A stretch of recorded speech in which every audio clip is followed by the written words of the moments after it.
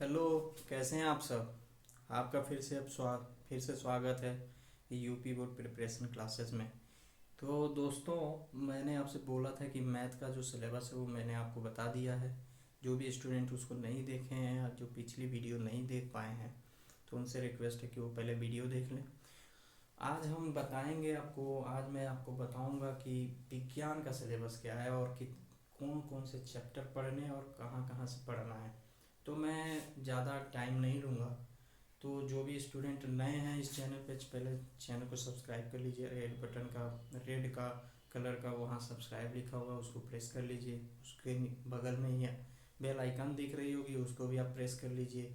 और ऑल पे क्लिक कर लीजिए कि जैसे कोई भी वीडियो अपलोड हो तो आपके पास ज़रूर पहुँचे। तो मैं बात करूँगा कि क्लास 10th का जो विज्ञान आने वाला है, विज्ञान का सिलेबस जो जो माध्यमिक शिक्षा परिषद प्रयागराज द्वारा कोविड-19 के चलते क्या किया है कि 30% जो सिलेबस घटाया गया है उसके बारे में हम जानकारी लेंगे। और मैं आपको बताऊंगा कि कहाँ कहाँ से पढ़ना है और कितना पढ़ना है, कि जिससे हमारा ज़्यादा से ज़्यादा नंबर आ सकें और ज़्यादा से ज़्यादा जानकारी हो सके। तो अभी तो हम एग्ज़ाम पॉइंट ऑफ व्यू से देखेंगे कि क्या करना है। चलिए देखते हैं एग्ज़ाम पॉइंट ऑफ व्यू से। आपको यहाँ कक्षा 10 में लिख दे रहा हूँ। कक्षा 10 यहाँ दिख रहा है। कक्षा 10। कक्षा क्या 10। क्या विज्ञान सिलेबस। विज्ञान। ठीक, कक्षा 10 विज्ञान। ठीक, कक्षा 10 विज्ञान के बारे में हम जानकारी लेंगे। तो यहाँ लिख लेते हैं क्रम संख्या। यहाँ लिख लेते हैं क्या, क्रम संख्या। क्रम क्रम संख्या। ठीक, यहाँ लिख लेते हैं इकाई। इकाई। यहाँ लिख लेते हैं क्या, पूर्णांक। यहाँ पूर्णांक लिख लेते हैं। पूर्णांक। ठीक, पूर्णांक हो गया। आप पूर्णांक कितना होता है विज्ञान का तो आप जानते होंगे कि 100 नंबर का पूर्णांक होता है। और आप देखे होंगे कि 100 नंबर का पूर्णांक होता है। तो आप देखे होंगे कि 100 नंबर के पूर्णांक में आप 30 नंबर का तो आप प्रोजेक्ट देते हैं, जो स्कूल में कराया जाता है 30 नंबर का प्रोजेक्ट। तो आप 30 नंबर का प्रोजेक्ट तो वहाँ देते हैं और 70 नंबर का आपका बोर्ड होता है। तो मैं 70 नंबर के बारे में जी बताऊंगा यहाँ पे कि कैसे पढ़ना है और कितना पढ़ना है। तो हम पहला आपका इसमें दिया है, पहली पहली इकाई है आपका क्या, रासायनिक पदार्थ और प्रकृति एवं व्यवहार। क्या लिखा है, रासायनिक रासायनिक रासायनिक पदार्थ। रासायनिक पदार्थ। ठीक, प्रकृति एवं व्यवहार। प्रकृति प्रकृति प्रकृति प्रकृति एवं व्यवहार। व्यवहार।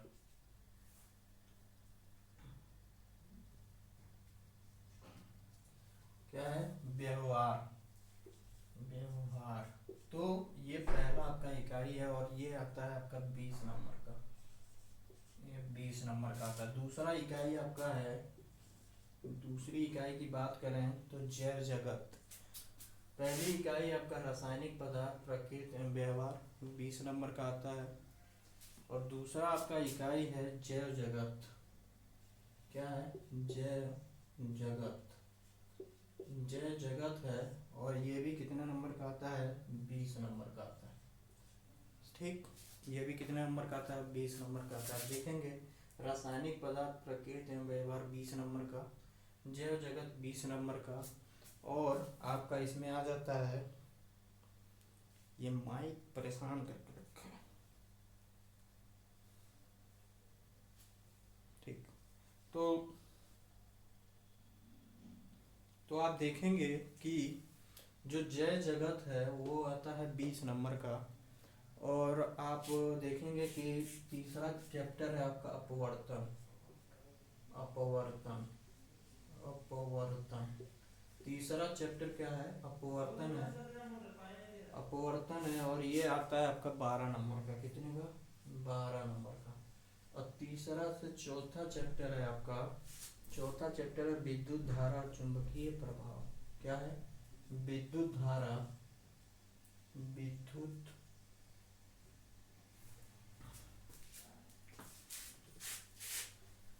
चौथा चैप्टर आपका विद्युत धारा, विद्युत विद्युत धारा और चुंबकीय प्रभाव, और चुंबकीय चुंबकीय चुंबकीय प्रभाव, चुंबकीय प्रभाव प्रभाव ये आता है आपका, ये आता है आपका कितने का? 13 नंबर का। और उसके बाद आ जाता है आपका प्राकृतिक संसाधन। पांचवा आ जाता है प्राकृतिक प्राकृतिक क्या? साधन, साधन, प्राकृतिक साधन, ये आता है आपका 5 नंबर का। तो आप टोटल करिए 20 20 12 13 5। ठीक है, इसको आप टोटल करेंगे तो 20 20 40 40 10 50 10 60 60, और ये 5 और ये 5 कितना हो गया? 70। नहीं समझ में आया? इसको कैसे कैलकुलेट करें? यहाँ से 20 हो गया, 20 यहाँ से हो गया, 10 हम यहाँ से ले लिए कितना हो गया? 40 हो गया, 10 यहाँ से ले लिए कितना हो गया? 50 हो गया, 20 20 हो गया, 10 यहाँ से लिए 50 हो गया, 10 यहाँ से लिए 60 हो गया, इसमें 3 बचा, इसमें 2 बचा, तो ये 5 हो गया, और ये 5 दिया 70 हो गया। तो इतनी सी बात समझ में आई। ये 70 नंबर का पूर्णांक हो जाएगा। और ये चैप्टर आने हैं आपके एग्ज़ाम में, इससे बाहर कुछ नहीं आएगा। तो माध्यमिक शिक्षा परिषद प्रयागराज द्वारा यूपी में जो बोर्ड है वो उन्होंने बता रखा है कि यही सिलेबस आएगा। अब इससे बाहर हम लोग कुछ नहीं पढ़ेंगे, यही चैप्टर हम लोग पढ़ेंगे। और इन्हीं चैप्टरों से क्या आने वाला है? आपका क्वेश्चन आने वाला है, तो यही चैप्टर हम लोग पढ़ेंगे। अब रासायनिक पदार्थ और प्रकृति में क्या पढ़ना है आपको? तो रासायनिक पदार्थ और प्रकृति में पढ़ना है आपको, आप देखिए रासायनिक पदार्थ और प्रकृति में क्या पढ़ना है? तो रासायनिक अभिक्रिया पहला पढ़ना है, रासायनिक रासायनिक अभिक्रिया रासायनिक अभिक्रिया पढ़ना है, अभिक्रिया, रासायनिक अभिक्रिया हो गया पहला। दूसरा आपको पढ़ना है अम्ल क्षार तथा लवण। दूसरा पढ़ना है अम्ल अम्ल क्षार लवण लवण अम्ल क्षार और लवण लवण लवण पढ़ना है, अम्ल क्षार और लवण पढ़ना है। और तीसरा पढ़ना है धातु एवं अधातु धातु तीसरा पढ़ना है धातु एवं अधातु धातु धातु धातु एवं अधातु अधातु। ठीक, आपको चौथा पढ़ना है कार्बनिक यौगिक। चौथा पढ़ना है आपका क्या? कार्बनिक यौगिक, कार्बनिक कार्बनिक यौगिक कार्बनिक यौगिक पढ़ना है, यौगिक। आपको पांचवा पढ़ना है, पांचवे में क्या पढ़ना है आपको? तत्वों का आवर्त वर्गीकरण, तत्वों का आवर्त वर्गीकरण तो ये 5, ये पहले चैप्टर में ये चीज़ें पढ़नी है। और आपको ये सारी चीज़ें पढ़नी पड़ेगी अगर रासायनिक पदार्थ प्रकृति व्यवहार पढ़ेंगे तो सिलेबस में इतना इंक्लूड है। ये है रासायनिक अभिक्रिया, अम्ल क्षार लवण, धातु एवं अधातु, कार्बनिक यौगिक, तत्वों का आवर्ती वर्गीकरण। इतनी सी बात समझ में आई। उसके बाद हम पहुंचेंगे जैव जगत पे। तो जैव जगत में देखिए क्या क्या पढ़ना है आपको। जैव जगत में पढ़ना है आपको प्रजनन, जैव प्रक्रम पढ़ना है। पहला आपका हो जाएगा जैव प्रक्रम, यहाँ से देखिए पहला आपका हो जाएगा जैव प्रक्रम जैव प्रक्रम पढ़ना है इसमें। जैव प्रक्रम के बाद पढ़ना है प्रजनन प्रजनन प्रजनन प्रजनन प्रजनन पढ़ना है आपको। प्रजनन के बाद आनुवंशिक एवं जैव विकास पढ़ना है। आनुवंशिक आनुवांशिक वांशिक जैव विकास, जैव जैव विकास। तो आप देख रहे होंगे स्टूडेंट कि जैव जगत में हमको क्या पढ़ना है, तत्वों का आवर्ती वर्गीकरण। जैव ये जैव जैव जगत में हमको क्या पढ़ना है, जैव प्रक्रम, प्रजनन और आनुवांशिक जैव विकार। तो ये चैप्टर हमको पढ़ना है जैव जगत में। और तीसरे में आ जाता है आपका, तीसरे में हमको क्या पढ़ना है, तीसरे में आप देखिए क्या क्या पढ़ना है। तो तीसरा इकाई है प्राकृतिक घटनाएं या समृद्धि।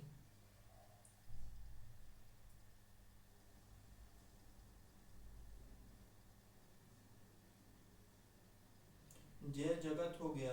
तीसरा आपकी आ जाती है क्या, अपवर्तन। अपवर्तन में क्या पढ़ना है आपको, अपवर्तन में आपको पढ़ना है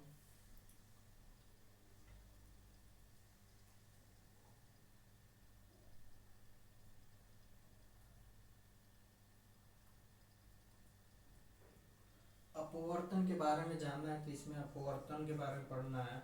अपवर्तन क्या होता है, अपवर्तन से कौन कौन सी घटनाएं होती हैं, अपवर्तन के नियम क्या होते हैं, परावर्तन क्या होता है, गोलीय लेंस क्या होते हैं एवं अपवर्तन क्या होता है, ये सारी चीज़ें इसमें पढ़ेंगे। उसके बाद आपका चौथा आ जाएगा क्या, चौथे में हमको पढ़ना है विद्युत धारा तथा चुंबकीय प्रभाव। और विद्युत धारा तथा चुंबकीय प्रभाव में आपको पढ़ना पड़ेगा चुंबकीय क्षेत्र क्या होता है। इसमें वही ये सारी चीज़ें स्टडी करेंगे कि चुंबकीय प्रभाव क्या होता है, विद्युत धारा क्या होती है, ओम का नियम क्या होता है, ओम का नियम क्या होता है। उसके बाद हम पढ़ेंगे कि उसके बाद पढ़ेंगे प्रतिरोध क्या होता है, कारक कारक पढ़ेंगे जिन पर उसमें प्रभाव क्या करता है, निर्भर करता है। चालक का प्रतिरोध किस पर निर्भर करता है, प्रतिरोध का संयोजन श्रेणी क्रम समांतर क्रम में कैसे होता है, ये सारी चीज़ें इसमें पढ़ेंगे। उसके बाद प्राकृतिक साधन आ जाता है। प्राकृतिक साधन में आप क्या पढ़ेंगे, ऊर्जा के स्रोत क्या क्या हैं, हमारा पर्यावरण कैसा है। इसमें हम क्या पढ़ेंगे कि ऊर्जा के स्रोत क्या हैं, ऊर्जा के स्रोत क्या हैं, प्राकृतिक साधन क्या क्या हैं, प्राकृतिक साधन क्या हैं, प्राकृतिक साधन क्या क्या हैं। उसके बाद आप पढ़ेंगे इसमें कि बस हमारा पर्यावरण कैसा है, हमारा पर्यावरण हमारा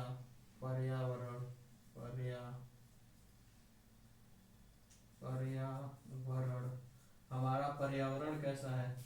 तो ये रहा आपका विज्ञान का सिलेबस। तो विज्ञान का सिलेबस जो है इतना ही से डिफाइंड है। और ये 30% रिड्यूस करने के बाद माध्यमिक शिक्षा परिषद उत्तर प्रदेश प्रयागराज द्वारा आपको बताया गया होगा, आपके टीचर ने बताया होगा कि ये इतने से सिलेबस में को पढ़ना है और ये सारी चीज़ें पढ़ना है। तो हम स्टार्ट करेंगे कहाँ से, रासायनिक पदार्थ और प्राकृतिक व्यवहार से। फिर हम धीरे धीरे करते करते सारी चीज़ें पढ़ेंगे और हम स्टार्ट करेंगे आने वाली क्लास में कि रासायनिक अभिक्रिया किसे कहते हैं और रासायनिक अभिक्रिया से हम कैसे किसी भी अभिक्रिया से कैसे, अगर 2 एलिमेंट दिए हैं तो उनका अभिक्रिया करा के तीसरा एलिमेंट कैसे बनेगा, और अस्थायी अभिक्रिया क्या होगी, अस्थायी अभिक्रिया क्या होगी, ये सारी चीज़ें हम किस में पढ़ेंगे, इसमें पढ़ेंगे। तो ये रहा आपका विज्ञान का सिलेबस। आई होप आपको समझ में आया होगा। अगर चलिए अभी इसमें इतना ही रहने देते हैं, हम नेक्स्ट वीडियो में बात करेंगे कि हम लोग क्वेश्चन लगा रहे थे क्या कि मेंसुरेशन का वृत्तों से संबंधित क्षेत्रफल, और उसमें 12.2 कर रहे थे हम लोग और करीब 8 या 9 क्वेश्चन कर चुके थे। तो वहाँ से हम क्या करेंगे, सॉल्यूशन करेंगे। ठीक, तो चलिए अभी वीडियो में इतना ही रहने देते हैं और आपको आई होप समझ में आ गया होगा कि विज्ञान का सिलेबस कितना है। तो चलिए मिलते हैं नेक्स्ट वीडियो में। तो अभी के लिए इतना ही। अगर आप चैनल पर नए हैं तो चैनल को सब्सक्राइब कर लीजिए। आपके जो भी फ्रेंड है, जितने भी स्टूडेंट हमारे साथ जुड़े हुए हैं, वो चैनल को सब्सक्राइब ज़रूर करें और पढ़ाई करें। पढ़ाई करेंगे तभी जाके कुछ होने वाला है, नहीं तो कुछ नहीं होने वाला है। आप वीडियो देख लेंगे, नोट नहीं करेंगे तो कुछ नहीं होने वाला। इससे कोई पढ़ने का कोई मतलब नहीं निकलेगा। पढ़ाई का असल मतलब तभी है कि जब आप वीडियो देखिए तो उसको नोट्स करिए, नोट करके रिवीजन करिए। अगर नहीं समझ में आ रहा तो एक बार और वीडियो देखिए, फिर नोट करिए, जो नोट किए हैं उसको फिर से एक बार देखिए, तब जाके आपको समझ में आएगा। चलिए अभी इतना ही रहने देते हैं, मिलते हैं नेक्स्ट वीडियो में। Have a nice day.